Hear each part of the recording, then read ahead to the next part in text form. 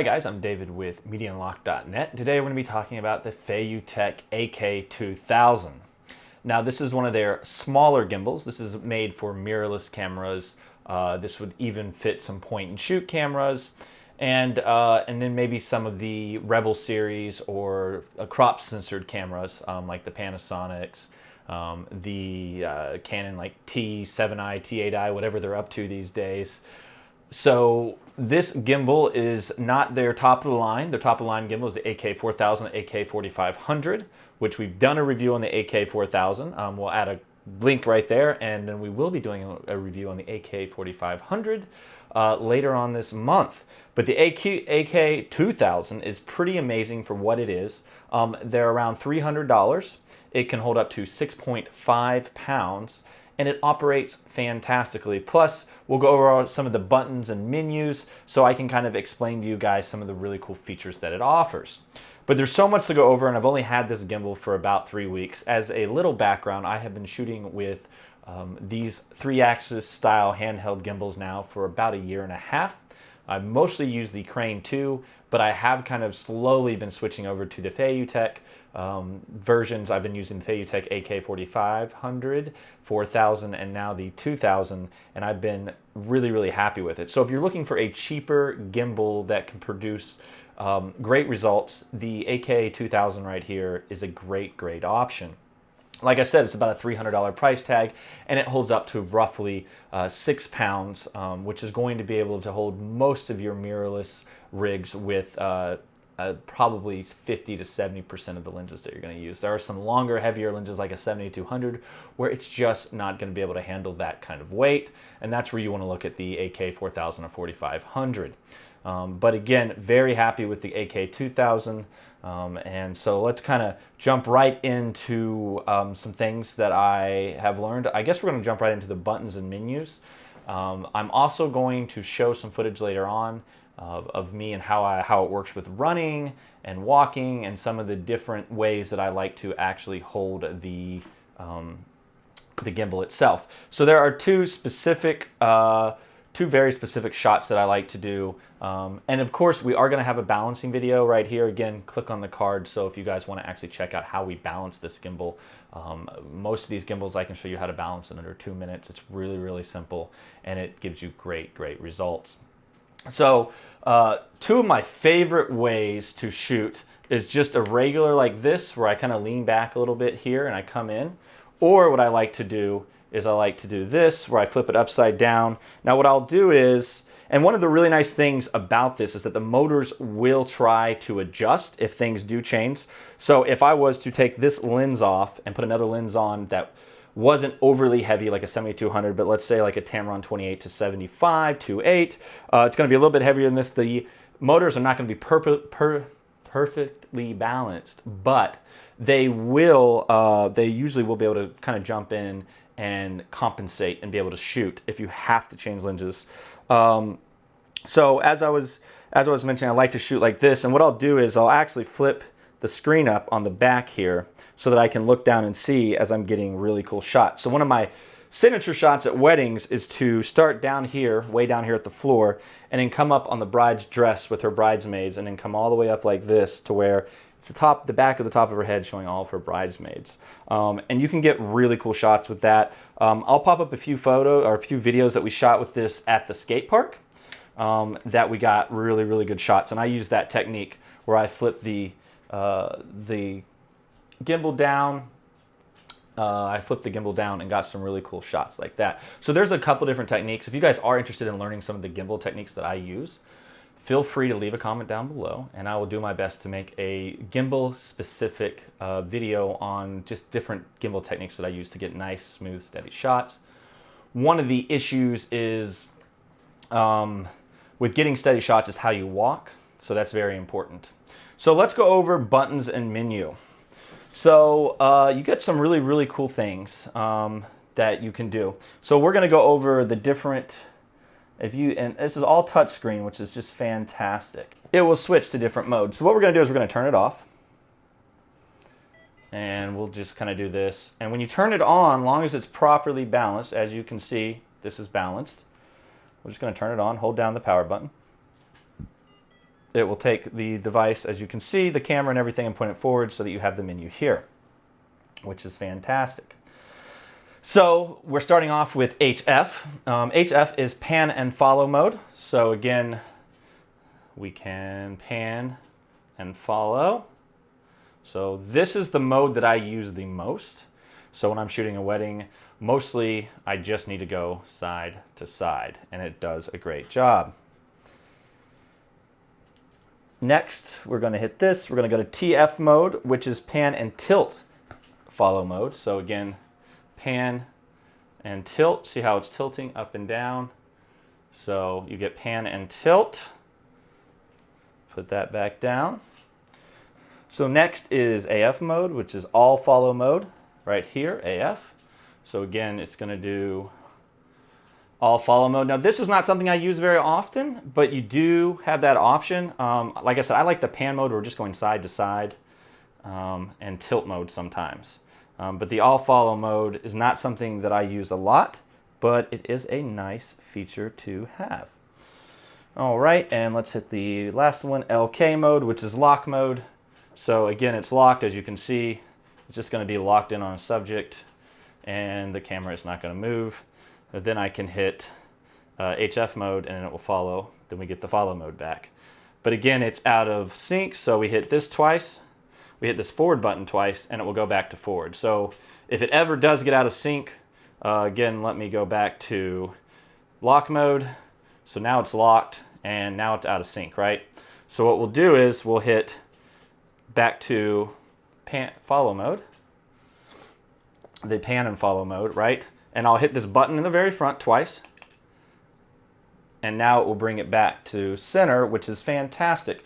So it does happen if you get moving too fast and you move back and forth way too fast, and you may have a heavier lens, it can get off center. It will still get nice smooth shots. It will just get off center from your screen in the front. So you just tap this button twice on the very front, and what it will do is it will send your camera back forwards, which is fantastic. So now that we've gone through modes, we will talk. You have the side knob here.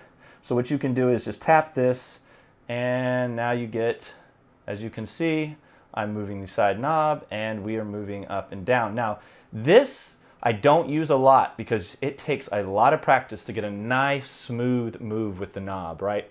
So you get a nice, so when you're moving, when you're holding it in hand, so let's say I'm holding it in hand, it's really hard for me to move this and get the shots that I need, and this not to look jerky. Now that has to do with operator error and getting practice with it. And since it's not something I use a lot, again, I use these gimbals mostly because I shoot video weddings every weekend, and this is what I use to shoot my video weddings. So we hit this again, and now we'll go side to side. So if you want to pan, and then this one will do this weird, and this is something if you just have a need for some kind of crazy looking shot, you have that.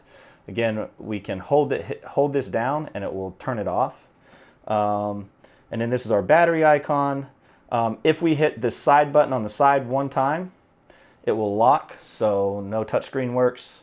And if you hit it once more, it will unlock it, which is fantastic. Now, here's something I really, really like.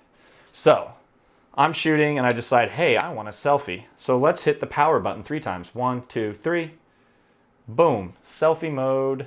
So now I'm selfie. What up, guys? How's it going? Then we hit the front button again twice, and it will take it back to the front.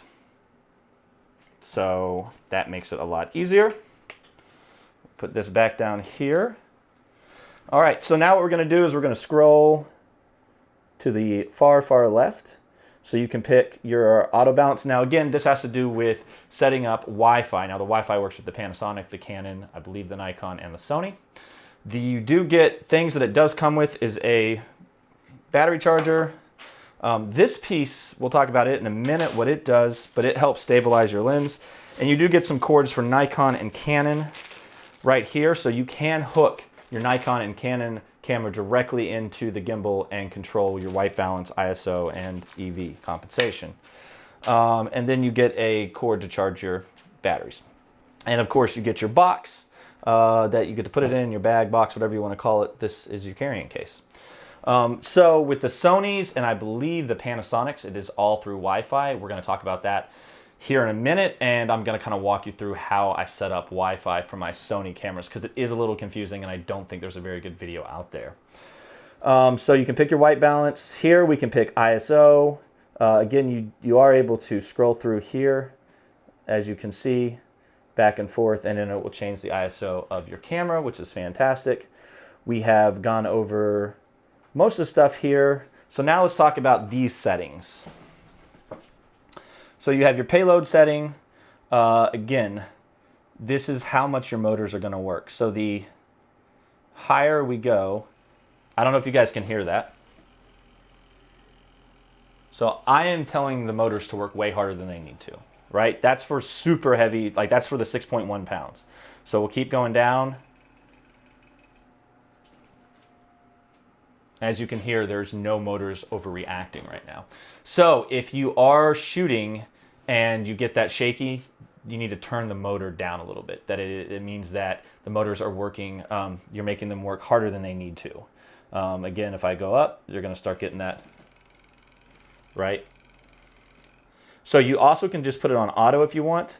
Presets works great for me, or you can make custom settings. So if you know that this is the setting that it needs when you use this specific lens in this camera, I'd go on and make that custom setting.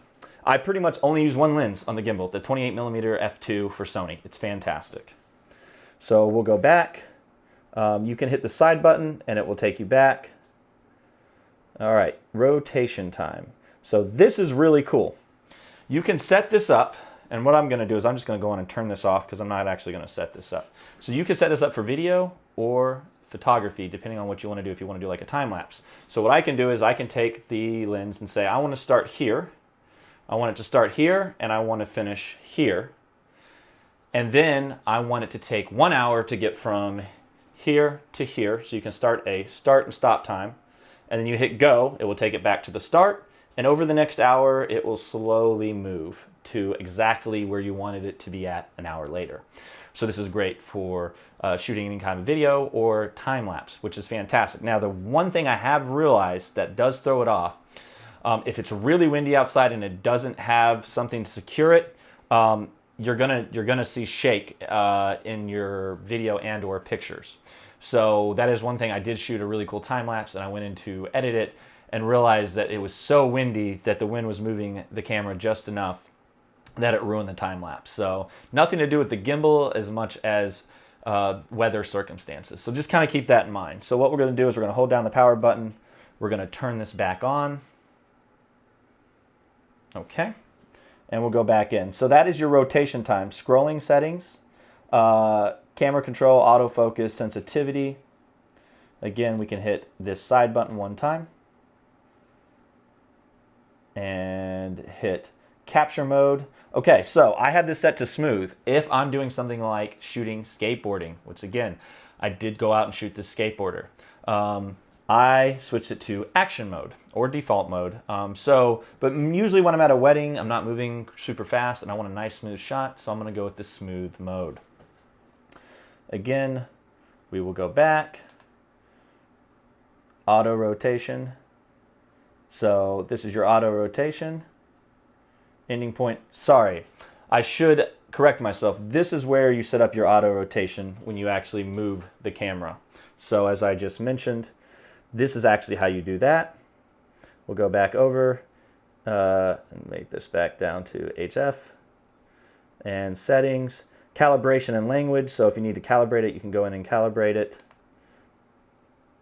So the rotation time actually has to do with setting up the period of time that you're going to be doing your pan, tilt, interval, and dwell. So this is for time lapse, and then you can go in here, we can go back here, and then we can go up to auto rotation and then set up the rotation right there. So down here, this is the camera button. So if it is connected wirelessly to the Sony, I can start, stop recording, and I can take pictures over here. And of course, as you can see, we can pan left to right, up and down with this knob right here, which is much smoother, in my opinion, than this guy over here to the left.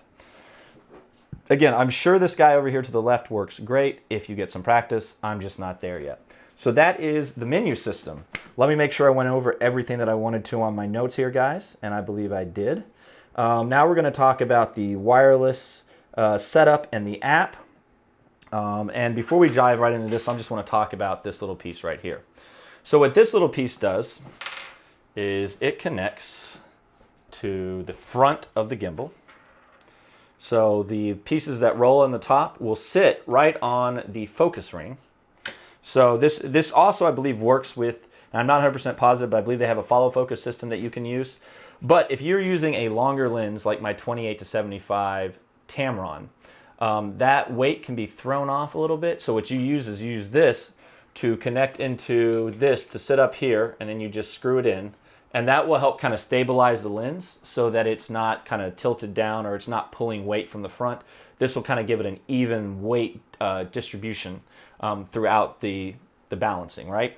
So that's what this piece is for. And especially they have these for their larger gimbals, the AK4000 and the AK4500.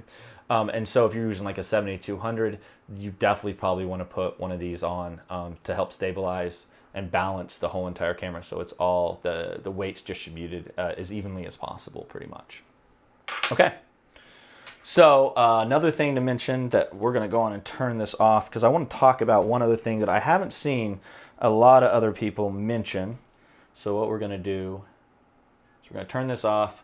I'm going to go on and take this off. Okay, so you have two different pieces, and I need to push this piece up here so I can actually pull it off.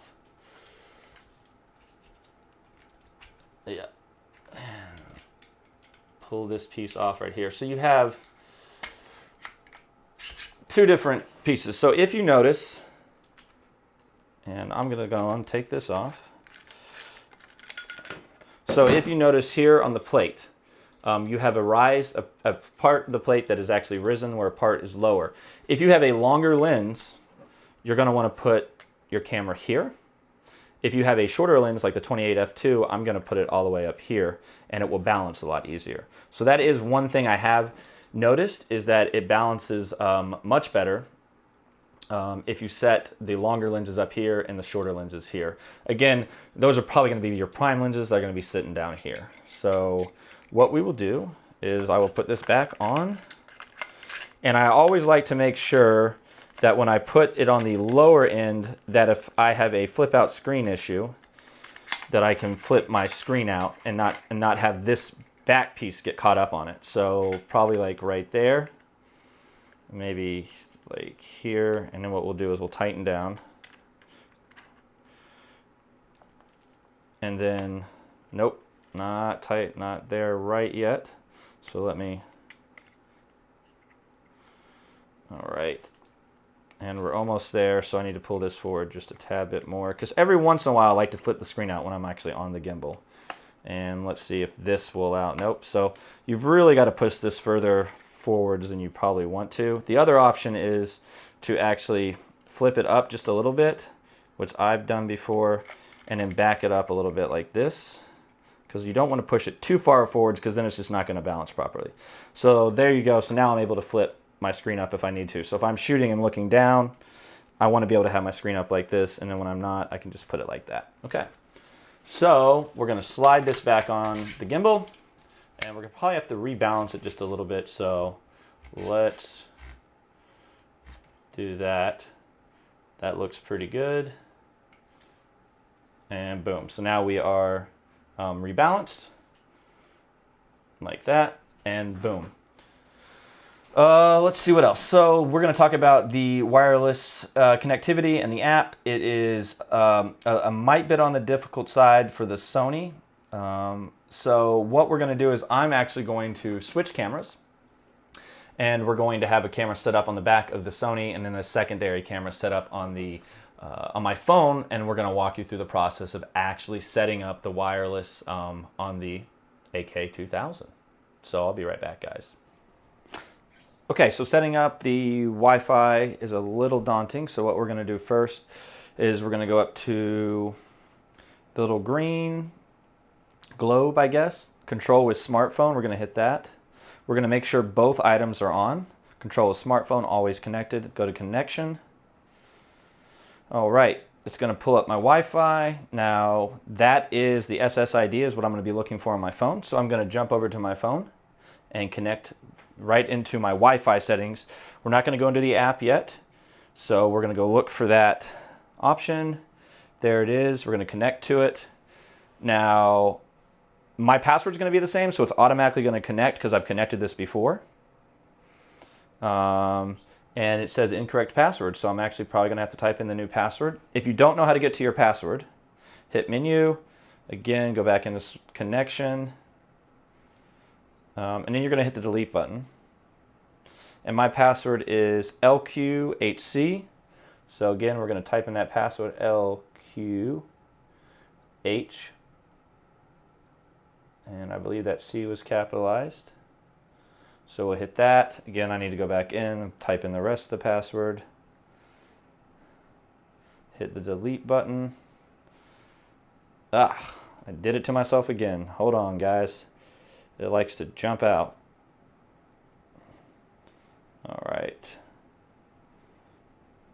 And then it's A-H, capitalized A-H. It should have had this memorized, but I did change the password yesterday, or have it reset, so that very well could be it. Hit the delete button again. FD. So F and D, let's hope that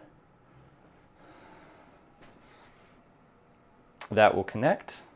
It can be a little fickle, and sometimes you got to do it a couple times. It's a little frustrating. It says incorrect password, so then again, I'm going to have to type this in once more. So we'll go to here, connection. LQHC. So again, LQHCA. And then let's go to the last one. It can take a second to connect. I don't know why, but the way that everything talks to each other, you might have to put it in HFD. So HFD. And then join. And if that doesn't work, see, now it's not working. So what we'll have to do is I'm going to turn my Wi-Fi off, and I'm going to turn the connectivity off on the smartphone, and then I'm going to turn it on, and then I'm going to hit connection, and then I'm going to turn this back on, and sometimes you just have to reset everything. And that's why I'm going to leave this in so you guys can actually see that. So again, I'm going to go look for it again. There it is. So we'll see if it will connect.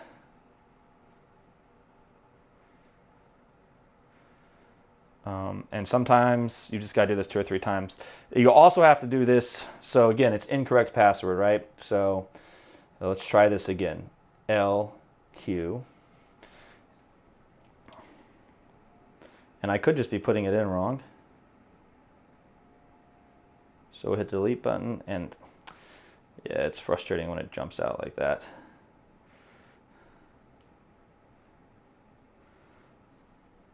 HCA, and then let's get the last ones. I should probably have this memorized by now. And if it doesn't connect this time, HFD. HFD. Let's see if we can't. And it's not gonna connect. Okay, so what we can do, if you're getting these issues, there is another option. So we'll hit menu and we'll reset everything. And I think, where is the reset button?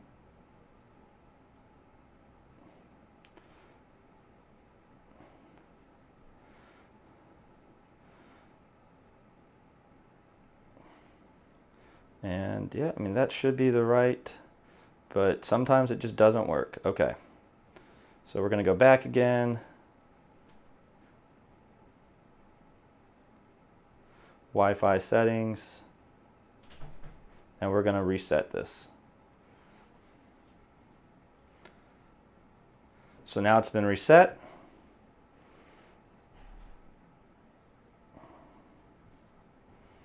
And now we're going to go to control with smartphone, connection, and we're going to hit the delete button again, and then TTQ. So we're going to find it here. We're going to turn the Wi-Fi on and off. Make sure that it sees the Mark III, TTQ, and I can't remember if that Q was, it's a capitalized Q. And then I believe that is an O1,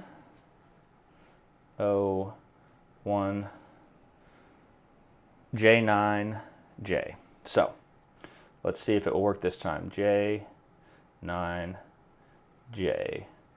And if it won't connect now, oh, it's going to connect this time. I think we're good. So now you guys know how to reset it. It happens sometimes. So once we're connected to the camera, we'll go over to the Feiyutech app. And we'll say allow, and we'll skip that. And you do have to have the device close to the gimbal, and the gimbal has to be on. Now it's connected. Well, it's the device, the phone is connected to the gimbal, but we're not connected to the camera yet. So what we'll do is we'll hit down here, we'll hit Sony. This is the A7 III. We'll go here. We're going to connect into this, and it may ask you to put the password in. So we'll pull this back up and put the password in a second time, since I don't have it memorized.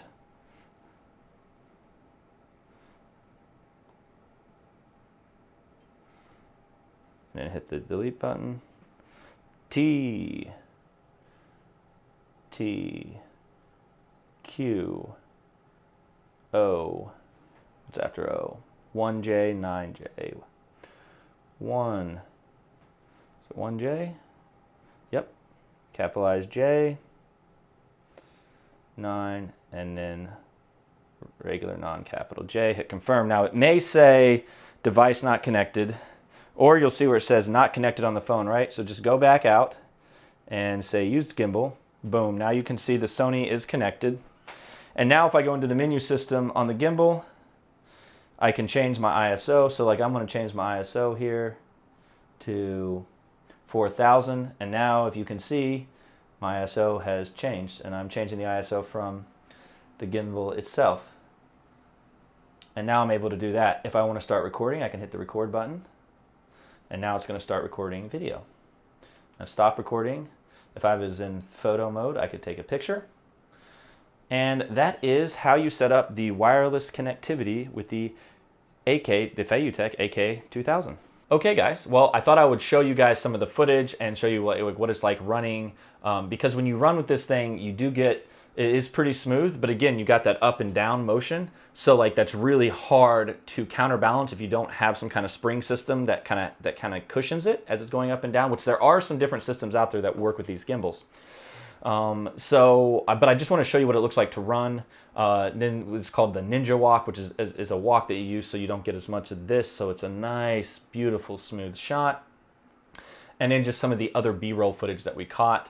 So we're going to cut to that footage right now. As you guys can see, I have the Sony A7 III and the 28mm f2 lens set up on the AK2000. So what we're going to do is we're just going to start off with some walking.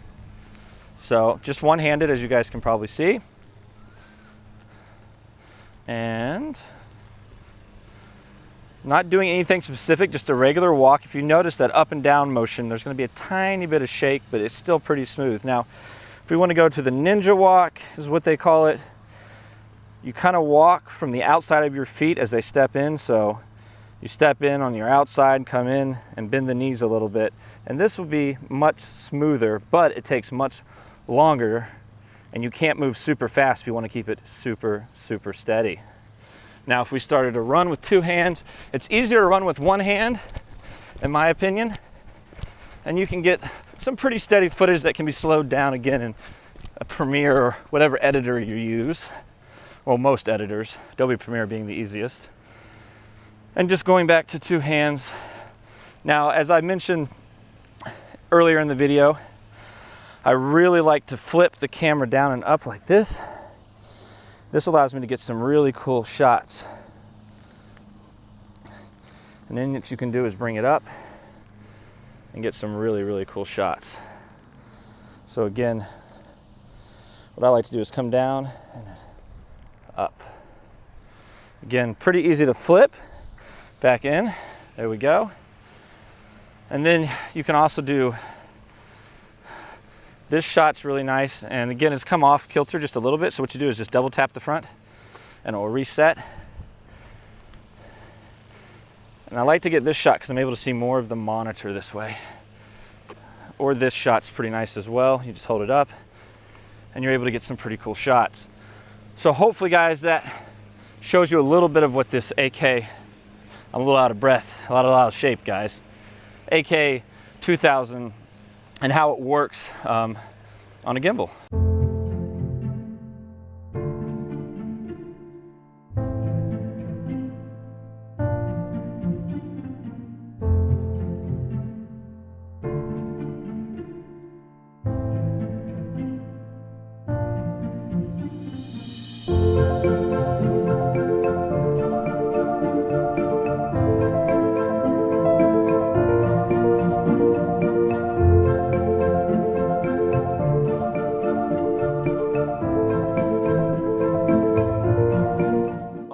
So let's talk a little bit about my conclusion on what I think of this Feiyutech AK2000. First thing, I have one squabble. I absolutely love it. I really hate their cases. The AK4000 that I reviewed, I did not like their case. I'm not a huge fan of these styrofoam cases. If it gets used, I had the Crane 2, or I still have the Crane 2. That was my go-to gimbal for like a year, the last year before I got the Feiyutech, and I'm starting to use those a lot more. But I found that the Crane 2's case was way better than the Feiyutech, and I feel like these are just going to slowly fall apart over time, and then I'm not going to have a case to put my gimbal into. So that's the one thing, Feiyutech, make a better case. That's the only thing I got. Other than that, I am really, really happy with your gimbal. I just really think that's probably the biggest issue with your guys' system is that you do need a better case. Other than that, my conclusion is that this is a fantastic gimbal at $300. This is much cheaper than the 4000 and or like a Crane 2, Crane 3, the AK4500, and some of the other gimbals, the DJI Ronin. If you need a gimbal and you're on a budget and you don't need some of the features of some of Feiyutech's nicer gimbals, for $300 this is going to be great. For a lot of these people that are going into the mirrorless market, this is all you need. You don't need to spend all this extra money for the 4500 or the 4000. The 2000 is going to probably do you just fine. So in conclusion, I am really happy with this gimbal. And looking back when I bought my original Crane 2, I would seriously consider picking this up over the Crane 2 for the simple fact that it's more than half the price of a Crane 2, and all the features that it offers are pretty much all I need to shoot weddings. Plus it adds in the time-lapse feature, which the Crane 2 does not have, and I really love to shoot time lapses. So as a whole, I am super, super happy with this device. As well, when it comes to firmware updates, I actually just updated the firmware yesterday. It did it right through the phone, sent it from the phone right into the gimbal. It was fantastic. So guys, this is an amazing gimbal. You should totally check it out. As always, we're going to have a link to the review on the AK4000, the balancing video for the AK2000, and of course, guys, there's going to be a link at the end of this video. Go click on it, check it out. If you guys do purchase it, it does help us here at Media Unlocked make a little bit more money and keep this happy, wonderful YouTube channel alive. Anyways, guys, as always, I'll catch you next time. As far, if you want to check out our newest video, it will be right here. If you want to check out the product, it will be down here. If you do happen to click on it and purchase it, it does give us a little bit of commission, and that helps Media Unlocked keep making these videos. And of course, guys, right down below, go on and leave a comment, hit that subscribe button, follow along. We'll catch you next time.